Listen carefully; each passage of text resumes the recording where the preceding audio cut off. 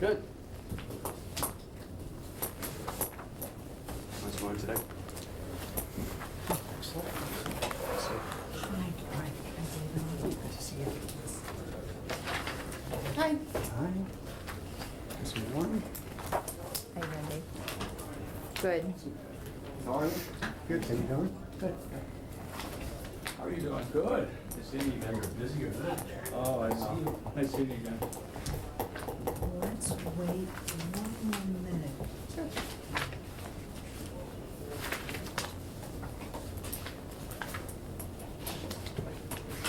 These are the best chairs. Really are. Thanks. They adjust to however So you we're want. playing, folks. Okay. How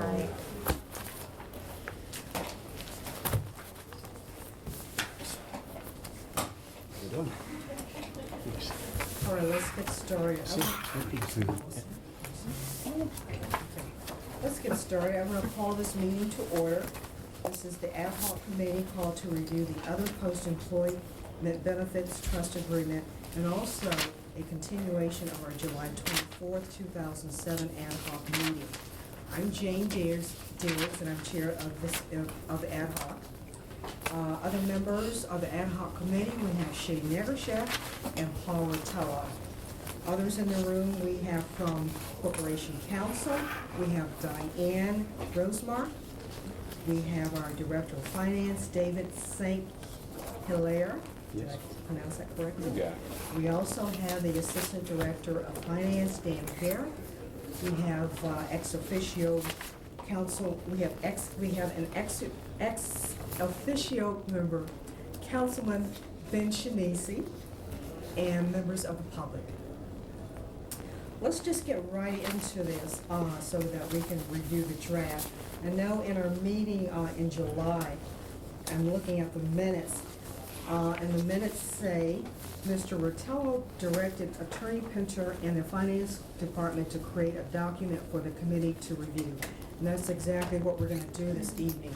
So I'm going to turn everything over to Diane, and then have some questions or also some feedback from the other parties included, and then have some questions from our committee and also some questions from the audience. Okay? Thank you, Councilwoman Diggs. I know that recently I sent out an email with attachments containing the most recent trust agreement, the City of Danbury Other Post-Employment Benefits Trust Agreement. And I just want to draw your attention to a couple of minor items.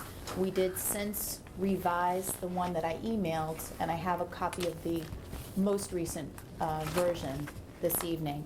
And I just want to draw your attention to a few minor edits that we needed to make. And basically, it was to change the title to City Director of Finance.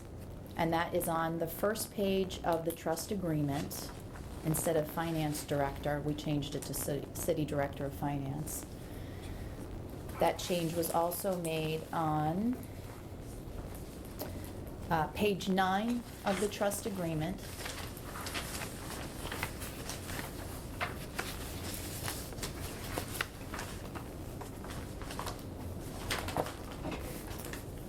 And then another change that we made, and this was brought to my attention by Assistant Director of Finance Dan Garrett. If you look to Exhibit A, groups covered by OPEB plans, if you look at the second bullet, we made a change from Danbury non-union employees who are eligible to receive the same benefits available to unionized employees. We changed that now to Danbury non-union employees who are eligible to receive post-employment benefits. And we made that change because, I'm sorry. Yeah, what page was that? Councilman Rotel. It's Exhibit A, the groups covered by OPEB plans. And if you don't have it, let me give you a copy. I probably do. There you go. It's the fourth page from the last. Or you can look on to this. Or is yours the last page? That's actually, you just passed it. It was Exhibit A, yeah. This is what we changed it to. So let me pass that out so everyone can look on. I'm sorry. Let me find it for Pass you. that down. In which line was that? That's the second bullet. Danbury non-union employees who are eligible to receive post-employment benefits, okay. Is that similar to the one, was you faxed on this one here, is that all the ones? Yes, the only changes we made were to the Director of Finance, and then Okay. this other change that I'm gonna talk about with regard to Exhibit A. Yeah, I've got one, thanks. If anyone would like a copy, I'll give you copies. So if you want me to repeat that, we changed it to Danbury non-union employees who are eligible to receive post-employment benefits. And the reason for that change is because non-union employees' benefits do not always mirror those of union employees. So this change made more sense.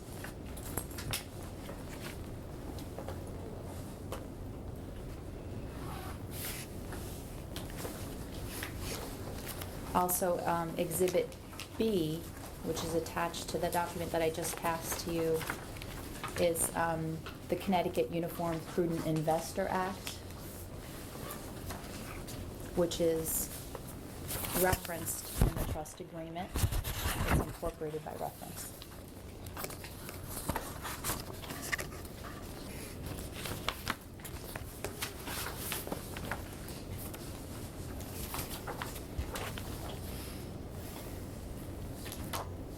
Now, many of the revisions that were accomplished as part of this recent trust agreement were from Natalie Welsh, who was an attorney at Shipman and Goodwin, who we hired to help draft the trust agreement and the ordinance. And of course, she's a pension attorney. She has experience with drafting trust agreements and giving advice on pension matters. And she's worked with other communities with this. Yes, and she has actually, that's a good point. She's worked with a number of Connecticut municipalities on drafting the very same trust agreement or a similar trust agreement to what we have.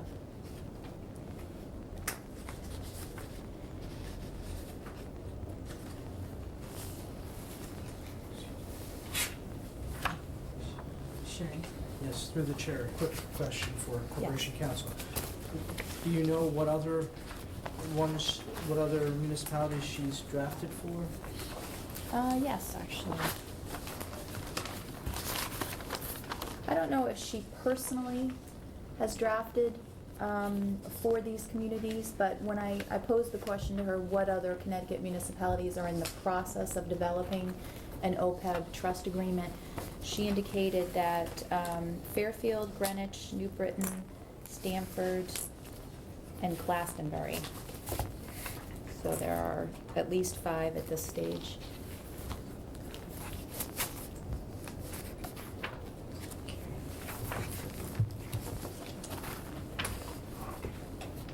Is that it? That's as far as I know, yep. Okay.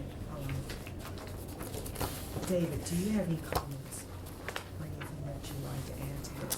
Yes, I mean, as you can tell, we spent a great deal of time going over some of the concerns that was presented at the last meeting.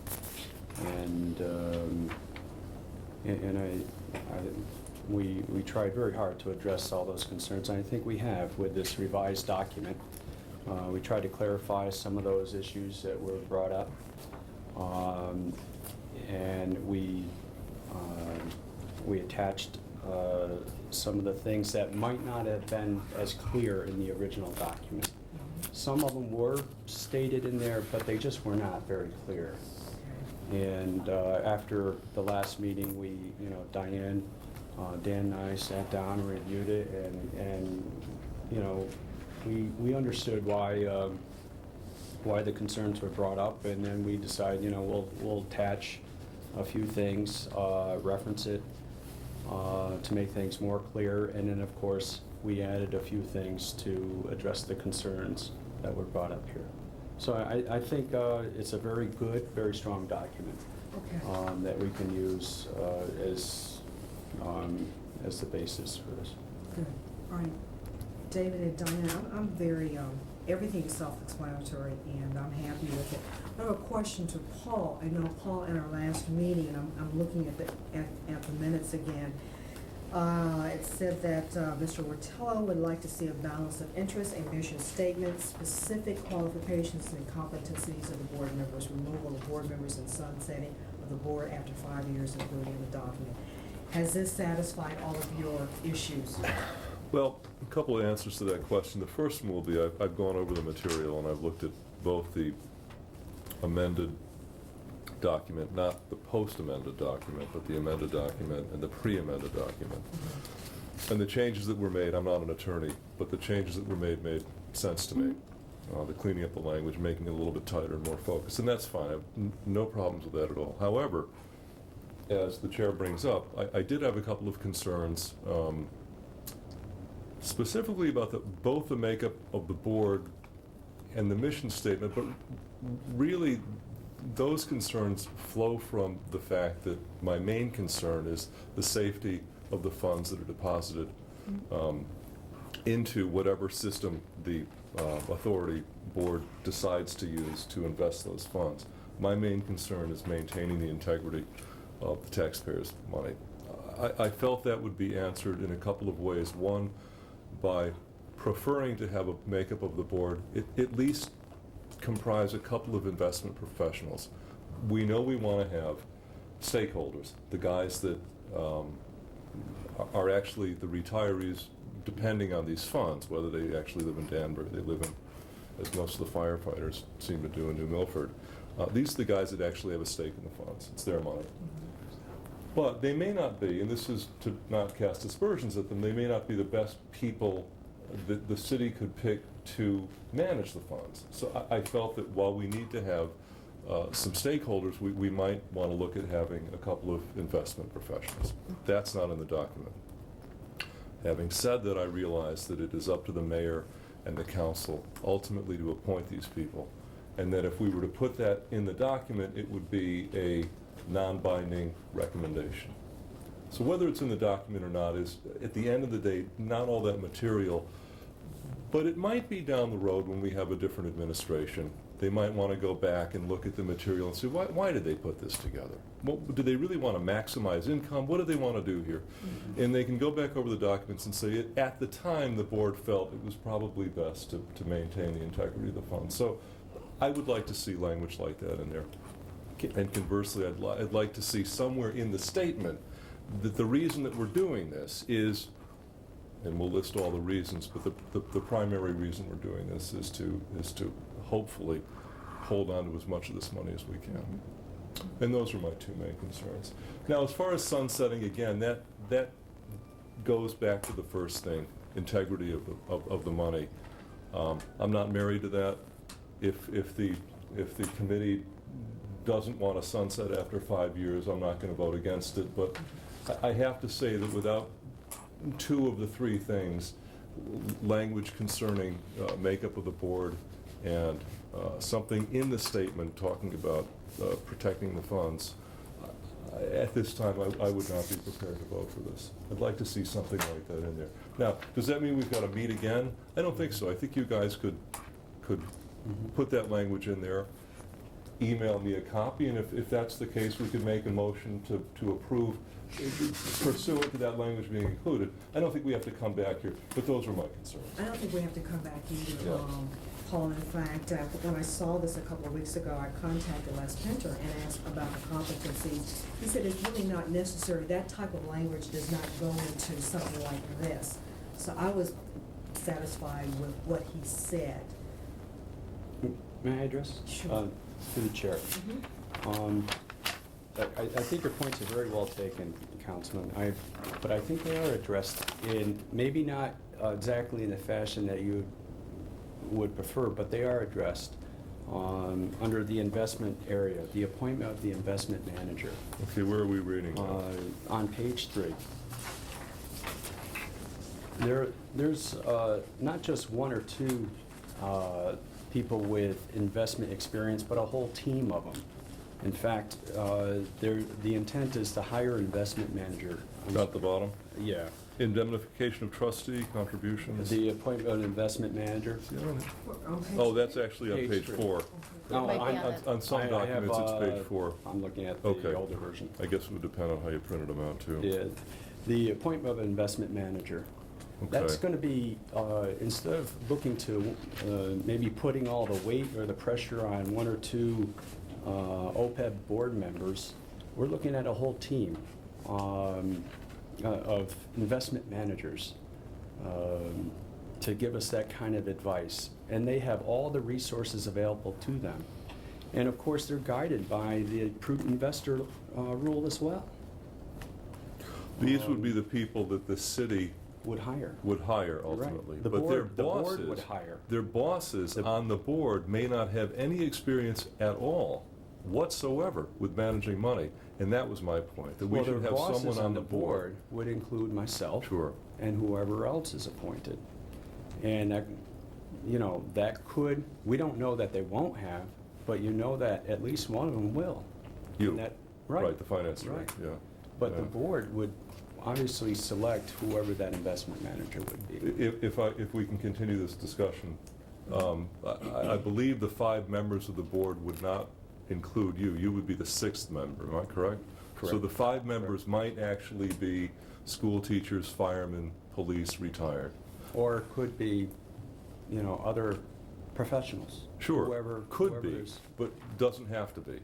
And even if we put the language in here, they don't, even if we were to put language in all 5 are supposed to be investment professionals, the mayor and the council don't have to follow that language. It would simply be a recommendation. But I'd like to see a recommendation in there that at least says that we would be more comfortable having 1 or 2 professionals on the board as well as the director of finance. Well, Doesn't mean that the city has to follow it. I'm just saying that this councilman would be more comfortable with that language, as well as the points that Chairwoman Digg had mentioned before. Do you feel better with that, or? Personally, I think, again, and it wouldn't be up to us, Correct. again, through the chair, to answer Councilman Rotolo's question. I think that it is something that would be decided upon, obviously, the mayor and whoever the mayor is and whoever whatever council members are on the council at that time would be the ones deciding that. And I'm sure, you know, you'll be involved as well in that process. it, So, I don't know that it would, and I think, you know, you said Corporation Council had addressed that before as well. I spoke to Les about it, and I really understand where he's coming from, Paul, because all of this, you know, of course, all of this is a cycle. So this has to be approved, and the 5 individuals who will make up this board has to be approved by the body. So, and we have to say, you know, all right, all in favor say aye, all in favor Sure. say no. So we have to approve their qualifications. And I would think that if there's 21 of us, and if we definitely disapprove that one of them aren't, you know, is not a fiscal manager, I'm sure that we would definitely speak up, definitely. Does it need to be in here? Does it have to be very, very specific? Are you really adamant that it Yeah, should I be in guess, your? here's the thing. If ultimately these are only recommendations, and they are, they're only recommendations. this is not. This is a legal document. Right. What you're suggesting is I'm sorry, No, I'm going go out of ahead, turn. go ahead. No, but please, yeah. This is a legal document. What you're suggesting is a recommendation. Right. That can be done outside of this, and should be done, and is done, in fact, as part of due process. But to put it in this could be viewed to tie the hands of future administrations Yeah. or future council members, and that's probably where Les is coming from, and rightfully so. Right, I guess what I'm saying is that I would like to see language in the document that suggests we protect the funds by including, assuming the council agrees with doing this, a couple of investment professionals on the board. They don't have to do it. But anybody going back 5 or 10 years from now, looking at the document, will say, look, these guys were really concerned about the integrity of the funds. They thought it would be a good idea if there were a couple of investment professionals, or at least one of them did, thought it was a good idea if there were a couple of investment professionals Mhm. beyond the staff that will be hired on the board. Did they insist upon it? No, but they recommended it, that's all. Okay. Is there so my question would then become, are we against including that kind of language, knowing that it's only a recommendation? Will it be a problem to include that kind of language? Is that possible? Can we include it in I- this? Or would you have to go back to your attorney? I would definitely, if I may just address that, I would definitely go back to Attorney Welsh and see if that's even possible. I don't think I could see that language in a trust agreement, because honestly, this is an agreement that is made and signed off between the city Mhm. and the finance director. And the provisions that are outlined in here really deal with that relationship, as well as the duties of a trustee, the duties of the investment manager. I'm not sure where we would even include that language in here, See, I think that. when you talk about the board itself. I mean, if anything, you could probably address something like that in the ordinance. However, again, you might be tying the hands of whoever needs to appoint. I mean, the mayor obviously is going to appoint, the council's going to affirm or not, or confirm or not. But you may be tying the hands of those individuals who have to do that. And certainly, when it comes time to appoint those individuals, I think your concerns are valid, and those concerns could be raised at that time. Certainly, I think that would be the point at which we would address those particular issues, you know, the makeup and the background of the board. And if I could just point out briefly, not that this is going to necessarily allay your concerns, but I mean, I serve as counsel to the 1983 pension board, and I'm not completely sure, but I don't think those individuals have an investment background. Not necessarily saying that's you know, the way we want to go, but certainly we didn't make that a requirement on other pension boards, and they. And each of them have performed very well. Yeah. You know, all four of them. I have a question. Just going back to the minutes of our July meeting, Diane, where it says Attorney Pinter advised that there is no statutory deadline for establishment of the trust and ordinance. However, there are certain steps which must be taken. The ordinance would be adopted first, and within the adoption of the ordinance, authorize the establishment of the trust agreement.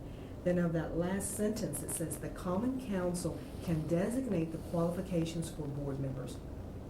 What does that mean when he says the common council can designate the qualifications for board members?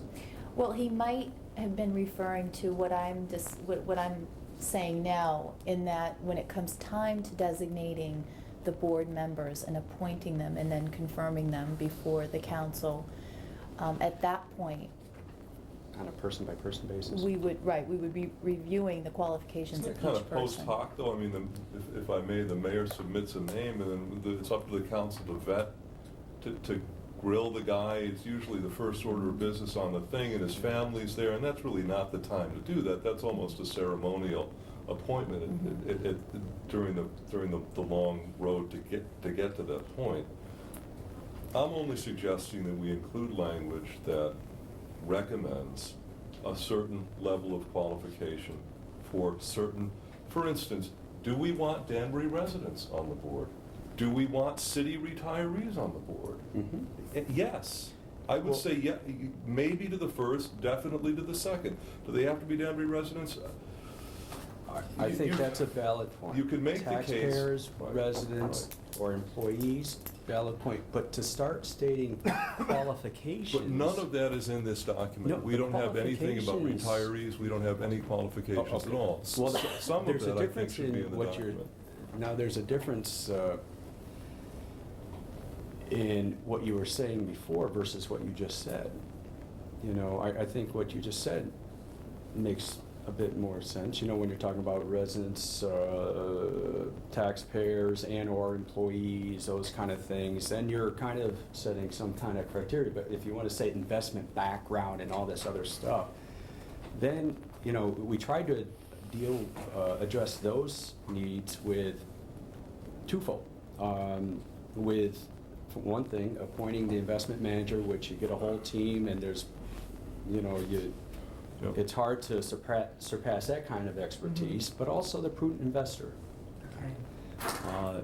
But if the other criteria, you know, hey, you know, that's not an unreasonable, you know, request. It's also more qualitative, whereas, you know, if you say investment professional, that is a huge gray area. We're talking about someone with 5 years' Yeah. experience, someone with 10 years' experience, someone in the public sector, the private sector, someone who used to be an investment manager for a, you know, Fortune 500. I mean, it could go on and on and on. Not to throw up obstacles, but I would have a really tough time even sort of defining what investment professional would consist of. But Diane, what you're saying, getting back to what Paul had said, Mhm. you can't really do the competencies and put it in here, but perhaps you could do that the persons should be a resident of the city, a taxpayer, Mhm. and that type of language. I think that would be much easier to That's much incorporate and much easier to define. Is that something you want included in this, Paul? Well, I happen to feel that if you spent your life working for the city, even if you don't live in Danbury, you clearly have a say, whether you're working for the city of Danbury or Bardens or GE Capital, you have a say in how the Vested retirement interest. funds are managed. However, having said that, I think there should be some perks for those who choose to live in the city of Danbury. And maybe one of those perks might be, and it's not up to me to make this decision, but I'm putting it out there, one of those perks might be the ability to sit on one of these boards. I mean, we might want to consider limiting this to residents of the city of Danbury. Having said that, it's true that people can spend their life working and living in Danbury, but upon retirement can move. But it is, I think, something to think about. I think that we could say to new hires, look, you will get your benefits, you will get everything that everybody else gets, but if you choose to live in Danbury, there's a couple of other things that you can take advantage of that you won't be able to if you don't live in the city. It's not my decision to make, but it's something that might be considered. I'm not all that comfortable asking you guys to include that in the language because I'm ambivalent about that to begin with. However, I'm not ambivalent about the people who paid into these retirement funds being the ones who should be on this board, represented on this board. So if you want to include that language and you find that it's, you know, that it's fairly easy to include that language, go ahead. I mean, I assume that we would be in agreement on that. The people on this board should be the ones with a stake in the funds. Are we, do we agree on that? Shane, any questions or any comments? Well, yeah, at least to a certain degree, but again, being that there's only 5 other members, and would it hurt the board if there was maybe a better candidate that didn't fit those qualifications? So that, I don't know. Yeah.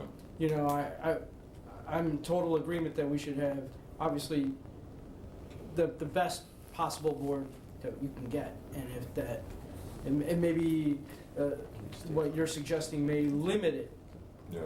a little bit. And you brought up a great point. What if, you know, you live here and you work here, but then you move?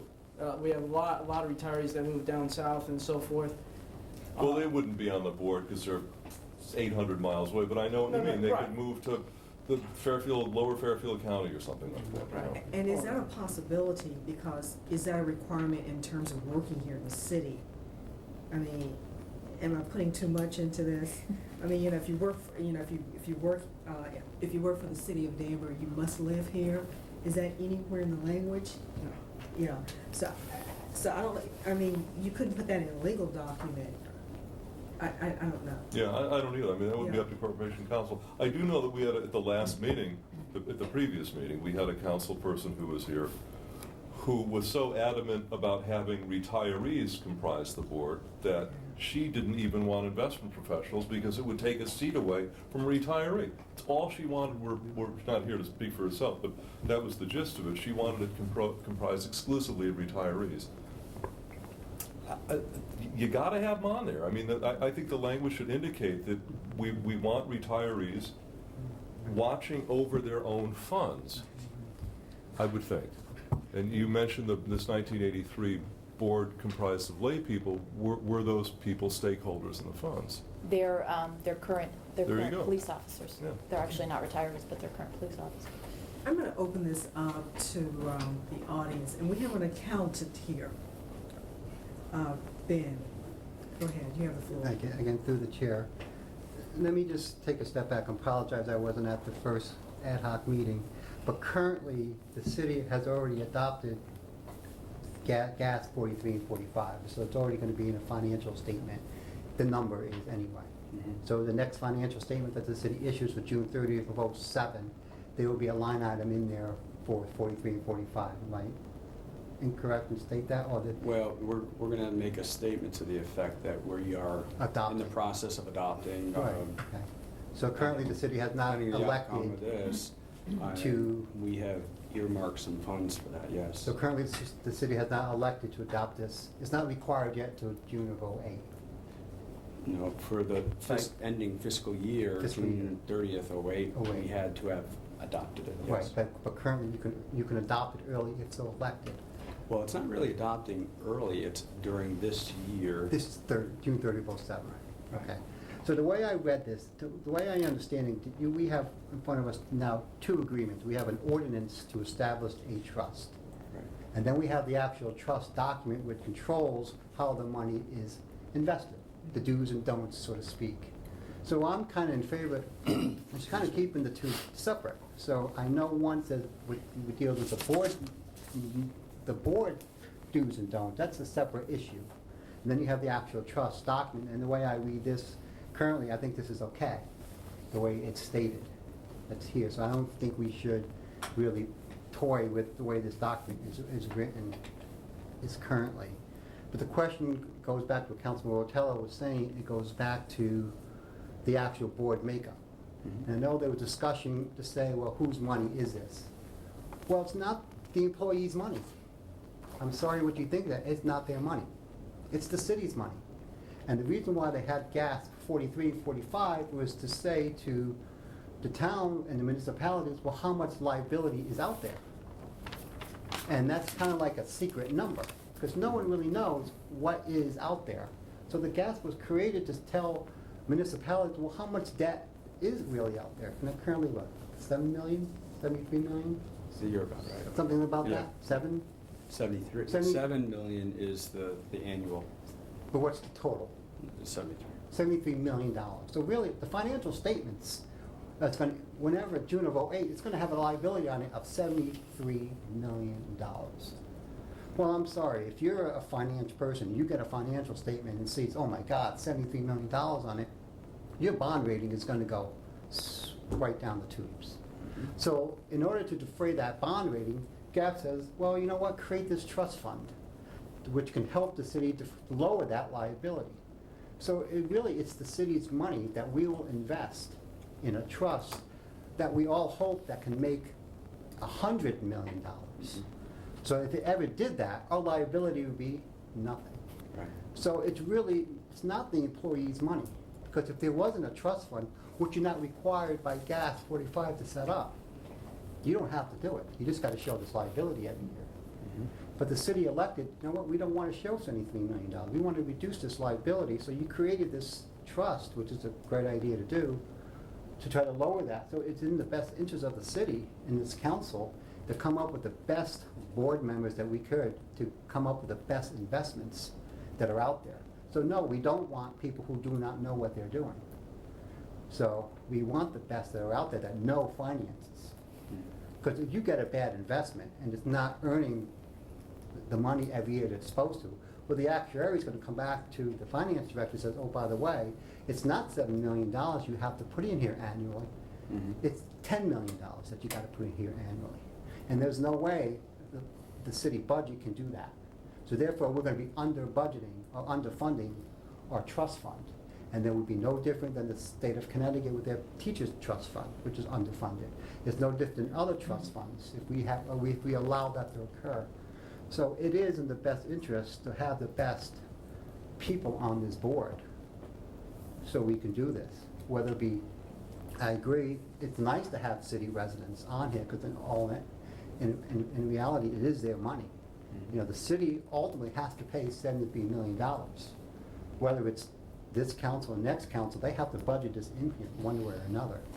So the way they could do this is they can take this $73 million and stretch it over a long period of time. It's like an annuity.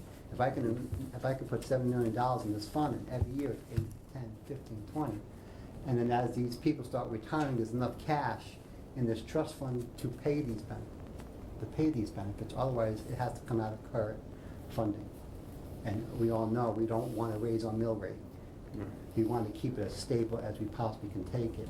So I agree. It's nice to have city residents on here, but if they're not qualified, no, I would disagree. So if there could be language in here, some point in the ordinance, not the trust, in the So- ordinance, that can state that it could be suggested to have a finance background would be preferred. So that's the preference statement. We, you know, ideally, you know, these are the ideal, maybe have a preference statement without, you know, without specifying. Who? You just say the best qualified people with a preference of being a city resident, taxpayer, blah, blah, blah, blah, and leave it at that. And, you know, something like that. And that way, that's a suggestion without tying any hands. It's a preference statement rather than a recommendation or anything else. And that would be, Is that suitable? Is that suitable to you, Paul? Does that work? Absolutely, that's all that I was looking for, a recommendation, a direction that the document points the council in and points. Our time here is limited. There will be at some point a new administration, there will be at some point a new council, but whoever, I can make this one prediction, whoever comes after us will insist upon direction and control. And that's all that I'm asking Corporation Council to Okay. give them, that's all. Yeah. Just to amplify Ben's comments, I'm aware that it's the city's money and actually, truth be known, it's the taxpayers' money. But these are liabilities that we have essentially, that we owe essentially future retirees in the city of Danbury. While the $5 is in my pocket right now, I actually owe it to somebody else, and at some point, I'm gonna have to give it to them. So yeah, it's true that the money is the cities and the taxpayers, but at some point it will be transferred to these people. And I think that those people who will ultimately be the beneficiaries of the money should have some say in how it is managed. But they should be guided by not only the finance director and the people that they ultimately hire, but by a couple of people on the board who have a pretty good idea of the kinds of shenanigans that money managers have been known to occasionally, to their detriment, everybody else is get involved in, Okay, to let's- avoid some of these pitfalls. All right. But yeah, Okay. put it in the document in a non-binding fashion, in the ordinance, that's fine. Council wants to accept it and act on it, great. If they don't, well, then they can answer the taxpayers and retirees. But it's in there, and if they wanted to know what we thought, that's it. That's all. All right, so David and Diane, you will be adding the language here, and that's to the ordinance. And you will be putting it under number B? Yes, actually, if I may just give you a copy Okay. of, this has not been amended, but this is a copy of the most recent ordinance that was emailed to you, I think, a couple of weeks ago. If you want to just take a look at that.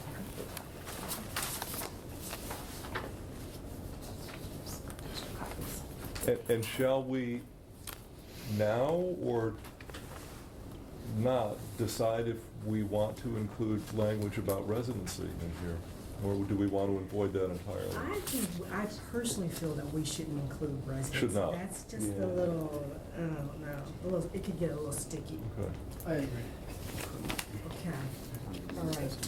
So we're all set with the ordinance, and we don't have any questions on the trust agreement? Is that what I'm hearing from the committee? I was fine with that, yeah. Shay? Yep. Okay, all right,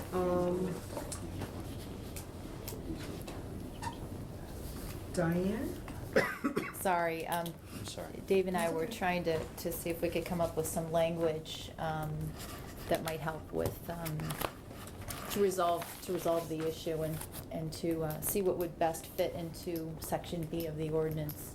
Okay. Do you So. want to make a motion pending modification of Section B line, whatever, I mean, you know.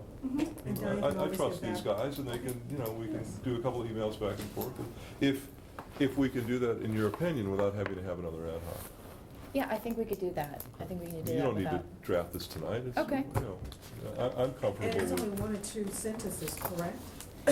Yeah, I think it actually would be. I mean, we could add, I think, at the most 2 sentences to Section B to address that particular issue. All right, well, great. Any more questions or any more comments? If not, are we ready for the motion? Yes, thank you. One quick question through the chair to Corporation Counsel, just to confirm. Obviously, this is going to go to a public hearing first, Yes, correct? yes, that will go to a public hearing first. That's, so then on. Not the trust, no. No, what we'll do is. Just the ordinance. If the ordinance, but the ordinance, of course, incorporates by reference the trust agreement. I'm gonna think about the sunsetting. I may bring that up in a couple of months if I'm here, and I may not. I don't know. I may wanna just think about that. We don't, that language does not need to be included now. Okay.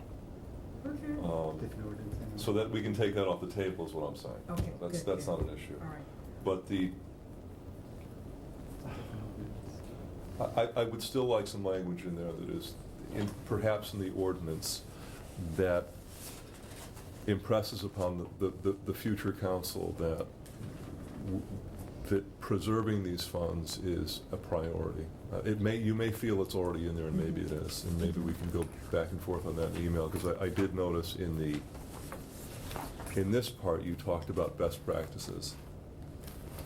And that was heartening to me, because what you're saying is that, look, you guys can leverage these funds, but you have to do it in a way that's considered to be proper. Absolutely, yeah, right, absolutely. yeah. I would say, So now, Paul, are you saying add something else in terms? No, I'm not. I'm simply saying that when we go back and forth on these emails, that maybe we don't need to put that language in there, but I would like the thrust of this document to say that we are doing this to make some money, but we're also doing this to preserve the funds.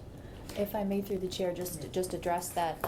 I would take a close look at at attachment B, the prudent investor rule, which is a Connecticut statute that basically talks about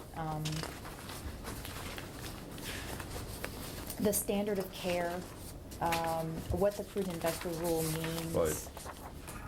No, I saw that, and Yeah. that's good, because that hadn't been in here at the last meeting. Yes, and that's incorporated by Right. reference. And when I into saw the this, okay, these guys Yeah. really know what they're doing, they're putting this, and this is apparently legal terminology that I'm not Yes. familiar with, Yeah. but I get the gist of it, and that's good. It offers some protection, Mm-hmm. and it offers some direction to the future. I'm satisfied with that. Okay. That's all. Okay. And also just want to point out that Section 5.4 provides for an establishment of a funding policy. Okay, where are we with That's, page? that's on my page 4, it's Section 5.4. Establishment of funding policy, yeah. Yeah. Should it be the city or the commission, the board? This is the city shall establish and carry out a funding policy. We have to. And you pretty much have set that already, you Mhm. know, when you've committed an additional 1.2 million above the already 4.2 million. Okay. Are we ready for the motion? Mr. Naglershaft? Thank you. Well, I would like to make a motion to recommend to the Common Council that it adopt the other post-employment benefit trust ordinance with the changes stated by the Director of Finance and Corporation Counsel in Section B of the ordinance, together with the City of Danbury other post-employment benefits trust agreement, pending a public hearing. Need a second? Diane, is that, I need a second then. Second. All right, any discussion? Any discussion? Mr. Rutolo? Diane, are you comfortable with that motion? Yes, I'm comfortable with the motion. Okay. Yep. Great, good. Any other discussion, any other comments? All in favor say aye. Aye. All opposed, nay. Motion carries. Need a motion to adjourn. So moved. All right. All in favor, say aye. Aye. All opposed? Okay. Adjourn. You, Okay, thank you. okay, good. Councilman, there's a, if you have any questions about some of the language in there, it's actually much more with some of the spelling out, some of Yeah, the stuff on there. You know, that